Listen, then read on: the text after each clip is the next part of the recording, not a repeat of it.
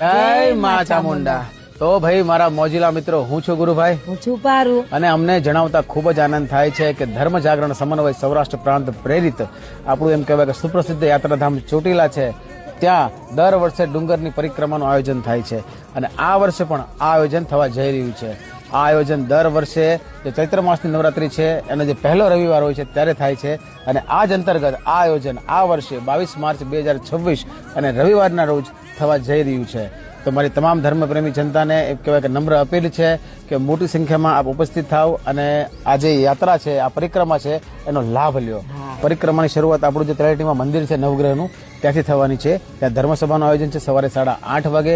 ત્યાં સંતો મહંતોના આશીર્વચનો બાદ આ પરિક્રમાની શુભ શરૂઆત થશે।